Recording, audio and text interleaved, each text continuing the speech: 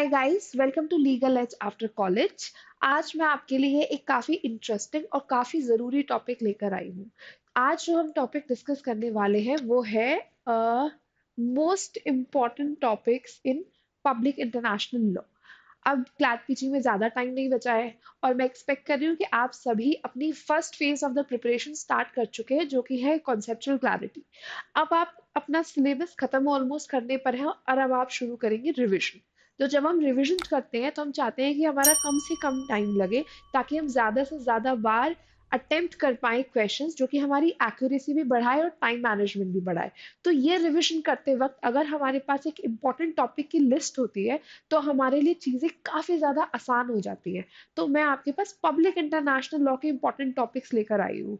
अच्छा, कभी भी जब इंपॉर्टेंट टॉपिक्स को कवर करने की कोशिश करो तो ये जरूर ध्यान रखना कि आप प्रीवियस ईयर क्वेश्चन पेपर अच्छे से एनालाइज कर लो, ताकि आपको पता हो कि अभी तक क्वेश्चन पेपर बनाने वाले ने कौन कौन से क्वेश्चंस प्रीवियस ईयर क्वेश्चंस में आपसे पूछे हैं। तो अब आपको पता होगा कि आपने सफिशिएंट अमाउंट ऑफ वो टॉपिक्स खत्म कर लिए हैं या नहीं, जो कि इम्पोर्टेंट है। तो जो टॉपिक्स मैं आपके पास लेकर आई हूँ वो मैंने प्रीवियस ईयर क्वेश्चन पेपर्स को एनालाइज करने के बाद बनाए। सो हम पहला टॉपिक देख लेते हैं। पहला टॉपिक है आपका nature and sources of international law. तो जब भी आप नेचर या सोर्सेस के बारे में पढ़ना शुरू करें तो आप वो डेफिनेशन जरूर कवर करें जहां पे सारे इंपॉर्टेंट ज्यूरिस्ट्स ने इंटरनेशनल लॉ को डिफाइन किया है। वो डेफिनेशन फॉर एन एग्जांपल स्टार्क की हो सकती है, वो डेफिनेशन ब्रीफली की हो सकती है, एंड मोस्ट इंपॉर्टेंट जो आप मिस आउट नहीं कर सकते हो वो डेफिनेशन ओपनहाइम की हो सकती है। ये वो डेफिनेशन है जिसपे आपसे सीधा सीधा क्वेश्चन पूछा जा सकता है। हमेशा पैसेजेस के क्वेश्चन में अगर दो या तीन क्वेश्चंस पैसेज रिलेटेड होते हैं तो उसमें दो एडिशनल क्वेश्चंस जो है वो कंसेप्ट बेस्ड होते हैं।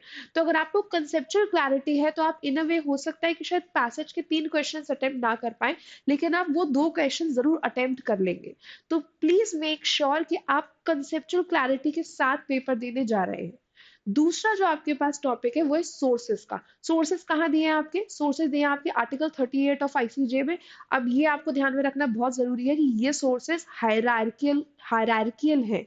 आप सोर्सेस को ऊपर नीचे नहीं कर सकते हैं। आईसीजे भी जब वो सोर्सेस यूज करेगा तो उसे भी इसी हायरार्की ऑर्डर में वो सोर्सेस यूज करने पड़ेंगे। तो जो आपका पहला सोर्स है वो है ट्रीटी, दूसरा सोर्स कस्टम, तीसरा जनरल प्रिंसिपल ऑफ लॉ, चौथा है आपका judicial decision and juristic work. दो जो रिजोल्यूशंस हैं अब जनरल असेंबली के वो भी as a source popular opinion में काउंट होने लगे हैं। लेकिन अगर आप आर्टिकल 38 वाइज जाएंगे तो आपको ये चार सोर्सेस ही कवर करने। तो इसमें जो पहला इंपॉर्टेंट सोर्स है वो है ट्रीटी। तो जब आप ट्रीटी कवर करेंगे तो आपको ट्रीटी में कंसेप्चुअल क्लैरिटीज तो करनी ही करनी है। So for example what exactly a treaty is, how a treaty is invalidated, how a treaty is terminated. उसके अलावा आपको सारी इंपॉर्टेंट ट्रीटीज भी कवर करनी है। ये important treaties previous year questions को ध्यान में रख के कवर करना और साथ साथ जो कंटेम्प्रेरी फॉर टाइमिंग चल रहा है उसे ध्यान में रख के कवर करना। सो मैंने जो ट्रीटीज की लिस्ट आपके लिए बनाई है वो देखिए, वो आपका UDHR, that is Universal Declaration of Human Rights, ICCPR, ICESCR. ICCPR stands for International Covenant on Civil and Political Rights. ICESCR is your International Covenant of Economic, Social and Cultural Rights. VCLT. VCLT is very important article wise, क्योंकि ये आपकी very specifically treaties के बारे में ही बात करती है। So VCLT हो जाता है आपका Vienna Convention on Law of Treaties. Next is your CRC, Child Rights Convention. Optional protocol किसका? आईसीसीपीआर का, क्योंकि ये किसके बारे में बात करता है? डेथ पेनल्टी के बारे में बात करता है। हाँ, इंडिया भले ही आईसीसीपीआर के लिए सिग्नेटरी है, लेकिन आज भी हम डेथ पेनल्टी फॉलो करते हैं, तो इस पे क्वेश्चन पूछा जा सकता है। स्पेसिफिकली अगर आप ए लिटिल प्रिपेयर कर रहे हैं तो there are chances, because they have a specific project going on death penalty. Next is your Geneva convention, सारे के सारे Geneva convention, Hague Convention, including the protocols. Then your NPT, that is a nuclear non-proliferation treaty, क्योंकि इसमें contemporary current में काफी बात की गई है। And treaty से related last आपके important principles. Important principles से मेरा मतलब है pacta sunt servanda जैसे principle। Important principle से मेरा मतलब है lacta sustain सैंटिबस जैसे प्रिंसिपल्स, जो कि ट्रीटी से काफी ज्यादा रिलेट करते हैं। वो ट्रीटी के द वेरी एग्जिस्टेंस को डिफाइन करते हैं। तो ये प्रिंसिपल्स आपके लिए कवर करना काफी जरूरी है। नेक्स्ट आप देखिए, नेक्स्ट टॉपिक्स में नेक्स्ट जो सोर्स है आपका कस्टम। तो जब आप कस्टम पढ़ेंगे तो कस्टम में इंपॉर्टेंट असेंशियल्स की जरूर पढ़िएगा कि what are the most important essentials जो कस्टम्स को कस्टम बनाते हैं। उसके अलावा वो केसेस जो कस्टम से रिलेटेड है, और मोस्ट इंपॉर्टेंटली इंपॉर्टेंट टर्म्स की यूसेज क्या है, ओपिनियन ज्यूरिस क्या है, क्योंकि यूसेज और ओपिनियन ज्यूरिस से मिलकर ही आपका कस्टम बनता है। तो वो टर्म्स जरूर पढ़िएगा, उनसे रिलेटेड केसेस आप पढ़िएगा।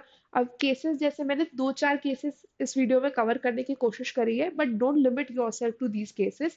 Asylum case, SS Lotus case, North Sea continental shelf case. अब एसएस लोटस केस में भले ही कोर्ट ने डिनाई कर दिया था, पीसीआईजे का मैटर था, पीसीआईजे ने भले ही डिनाई कर दिया था कि हाँ ये कस्टम नहीं है, लेकिन उसी को उन्होंने आगे जाके general principle of law recognise किया, और उसी पे बेस्ड उन्होंने जेनेवा कन्वेंशन में एक रूल निकाल दिया। तो इस वजह से एसएस लोटस केस इंपॉर्टेंट हो जाता है। तीसरा जो आपका सोर्स है वो है general principles. So general principles में try and cover those important principles जिसपे कोर्ट ने रूलिंग दी है। भले ही आईसीजे स्टेयर डिसाइसिस फॉलो नहीं करता है, बट कुछ इंपॉर्टेंट प्रिंसिपल्स आईसीजे भी फॉलो करता है। सो वो इंपॉर्टेंट प्रिंसिपल्स आपके हो जाते हैं रेस जुडिकाटा, सब्रोगेशन, प्रिस्क्रिप्शंस, जिसपे रिलेटेड आपके केस लॉज भी है। So try and cover those principles. Next topic which is important for you, the next source is judicial decisions. यहाँ मैं कुछ डिसीजंस आपके लिए लेकर आई हूँ जो कि आप कवर कर सकते हैं, बट ये कुछ है। Please again don't restrict yourself to these decisions. First is your Temple Preah Vihear decisions, जो कि आपकी कंबोडिया और थाईलैंड के केस में हुआ था। नेक्स्ट इज चॉर्सो फैक्ट्री केस, जो कि पोलैंड और जर्मनी के बीच का डिसीजन है। Nicaragua versus USA, Nicaragua versus USA most important one, इसे आप स्किप कर ही नहीं सकते।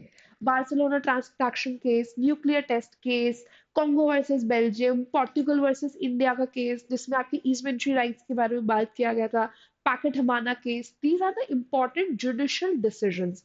इसके अलावा ये तो आईसीजे या पीसीआईजे के मोस्टली कंसिडर्ड डिसीजंस है, बहुत सारे आईसीसी के भी डिसीजंस है जो आप कवर कर सकते हैं, जिसमें आप आईसीटीवाई, आईसीटीआर या फिर न्यूरमबर्ग ट्रायल के डिसीजंस कवर कर सकते हैं। These are some important ones. Next is your jurist. ये आपका लास्ट सोर्स है। कुछ ऐसे जूरिस्ट हैं जिनके बारे में आपको पता होना चाहिए, because they did a major contribution in international law.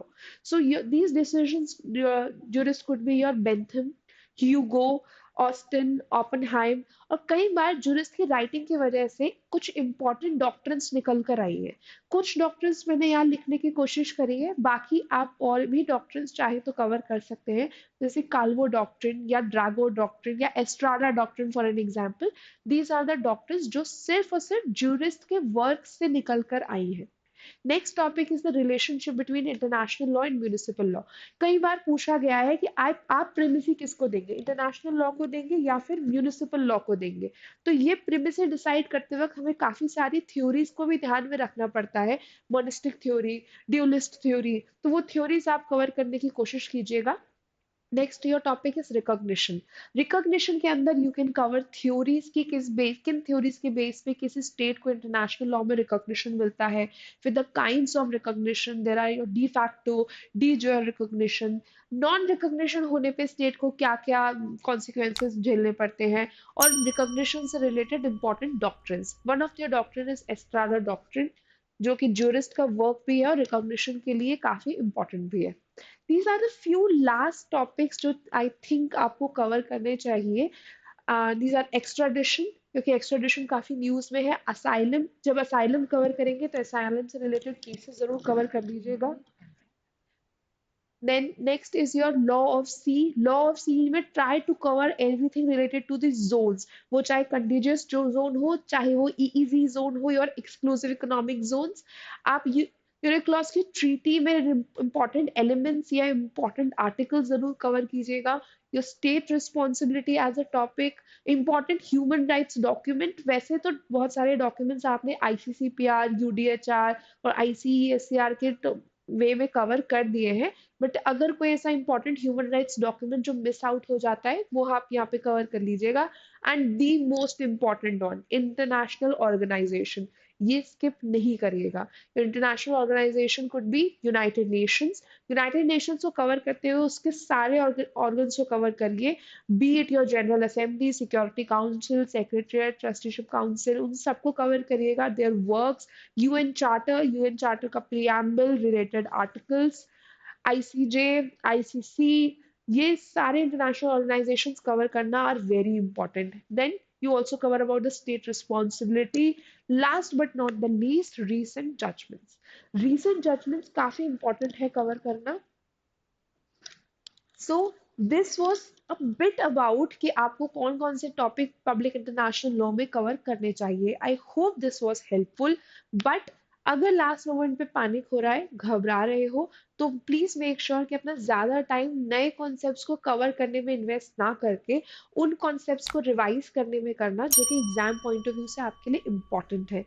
Time constraint को ध्यान में रख के, अपनी स्ट्रेंथ एंड वीकनेसेस को ध्यान में रख के अपनी प्रिपरेशन को स्ट्रैटेजाइज करना, राइट? और अगर कोई हेल्प चाहिए so we are always there for you. अगर चैनल को लाइक नहीं किया है तो अब प्लीज लाइक करो, प्लीज सब्सक्राइब करो, क्योंकि जितना एग्जाम पास आता जा रहा है उतना ही हम आपके लिए अच्छे और इम्पोर्टेंट वीडियोस लाते रहेंगे। See ya.